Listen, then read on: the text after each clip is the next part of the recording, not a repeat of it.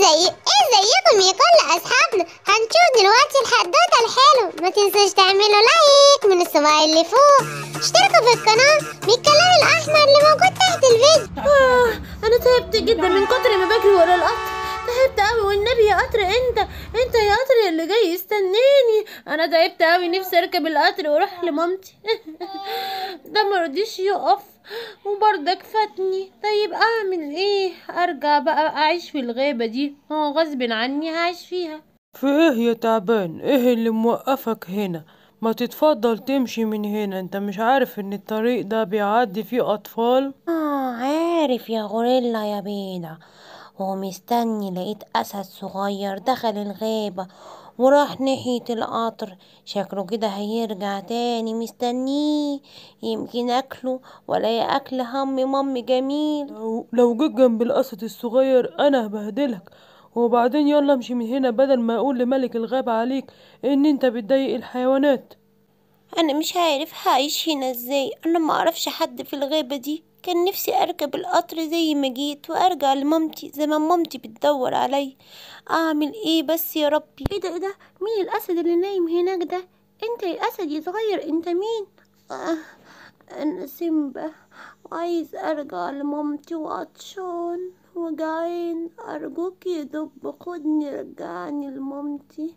انا حاسس ان انا هموت. لا ما تقولش كده، بعد الشر عليك. بس انا معرفش فين مامتك. طيب بص تعالى، انا هاخدك عند مامتي، هي هتقدر تداويك.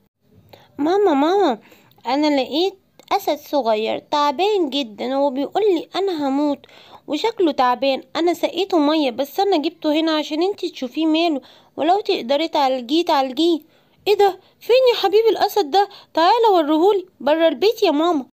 ايه ده؟ يا نهار ابيض، ده شكله تعبان جدا.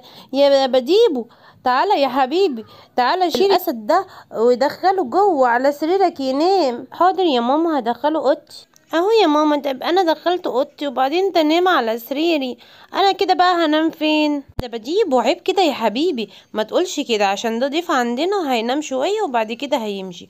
اقعد ساكت بس لما نعالجه الاول يصحى ونديله علاج واكل ونشوف ده حكايته ايه، ويكون باباك جه من الشغل وسمع حكايته. للأسف ما لقيتش عسل من اللي ده بجيبه بيحبه. يا ده بجيبه هيزعل جدا، بس هجيب له فاكهة وهعوضه، وحشني جدا. يا سلام يا سلام، اخيرا هبقى انا ملك الغابة. اما اروح بقى اشوف فين اخويا نفاسة واقف جنبه واعمل ان انا زعلان ان الواد سيمبا ده تاه. وانا اصلا السبب. ابني سيمبا، انا لا يمكن اسيب سيمبا يا نفاسة، لازم تدور عليه في كل مكان. اكيد سكار اخوك هو اللي ورا اختفائه ده. مش معقول سيمبا يكون ما سمعش كلامي وراح عند القطر. سيمبا بيسمع كلامي، وبعدين لو كان جراله حاجة من القطر كنا شفناه. طيب انا كمان متضايق جدا طبعا على اختفاء سيمبا ده، بقاله يومين. بس ما تقلقيش خالص، ولو سكار اخويا هو اللي طلع وراها انا هموته في الحال. مالك يا اسد يا عجوز؟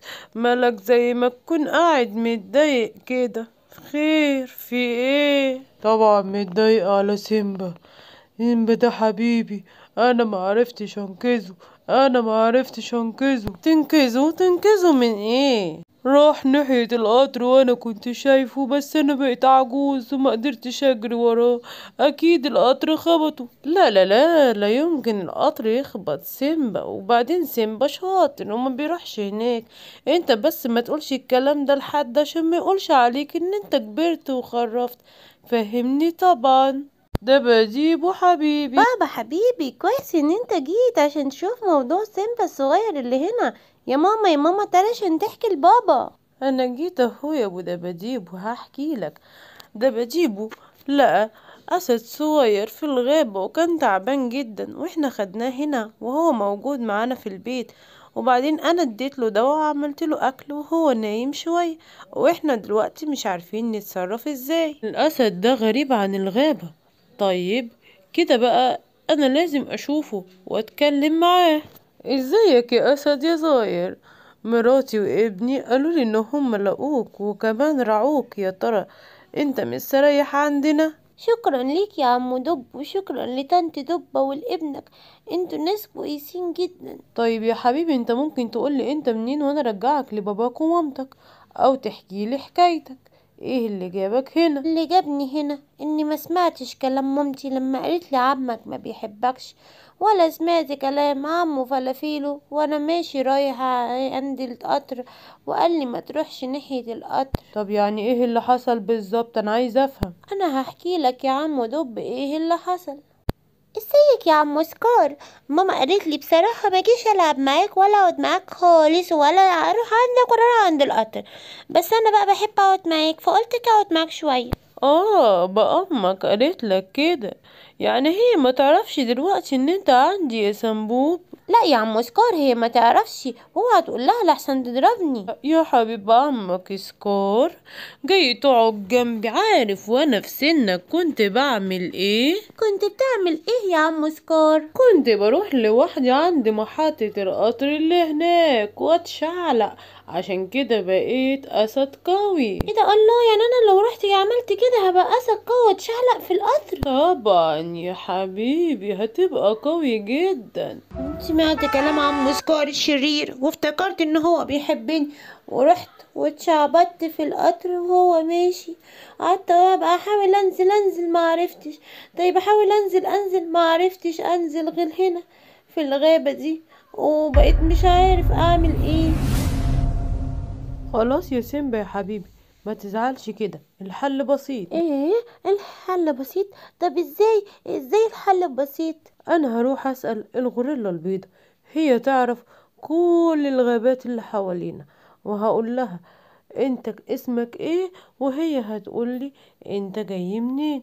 اسمك ايه بقى يا حبيبي؟ انا اسمي سيمبا ابن الملك نوفيسا، وبعدين كمان انا عارف ان اسم الغابة بتاعتنا الغابة الخضراء، بس انا مش عارف ارجع لها.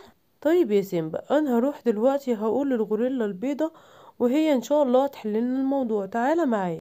نفاس اخويا حبيبي، انا جاي اشوفك عامل ايه في نسيبتك السودة دي، ابنك الوحيد الصغير يضيع يا عيني. بص يا سكار، الكلام ده انا مش هقوله تاني، هقوله لك لمرة واحدة بس.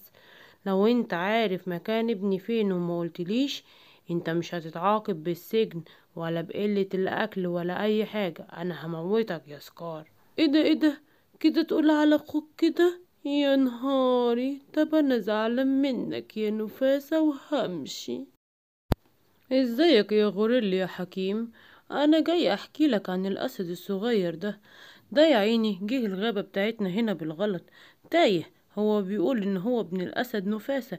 انت تعرف الاسد نفاسة؟ ابن الاسد نفاسة؟ مين يا حبيبي اللي غدر بيك وجابك هنا؟ تعالى، انا هرجعك الغابة بتاعتك لباباك. مين اللي عمل فيك هنا وجابك كده؟ دي قصة طويلة يا عم الغوريلا البيضاء، ممكن بس توديني لبابا وانا هحكيها لك؟ يا حبيبي، يعني سكار هو اللي ضحك عليك؟ ده انا هقول لباباك، ولازم لازم لازم سكار ياخد عقاب ويطرد برا الغابة. سيمبا حبيبي، تعالى تعالى يا بابا. ايه ده؟ هو ازاي كان معاك يا غوريلا يا بيضة؟ هو ركب القطر، واللي قاله يركب القطر عمو سكار الشرير، وجه عندنا الغابة، وبعد كده في دب رعاه عشان هو كان عيان وجابهولي، وانا جبتهولك اهو. يا ملك ابو سمب، انت لازم تاخد موقف مع اخوك سكار الشرير ده. اسكار تاني؟ انا لازم اخلص على سكار ده واخلص الغابة كلها منه ومن شره. كده حدوتتنا خلصت يا حلوين. ما تنسوش تعملوا لايك من الصباع اللي فوق، وتشتركوا في القناة من الكلام الأحمر اللي موجود بالأسود تحت الفيديو. اشتركوا بسرعة، ولو مش عارفين نادوا بسرعة على بابا وماما قولوا لهم يشتركوا لكم. باي باي يا حلوين، هتوحشوني لحد الحلقة الجاية.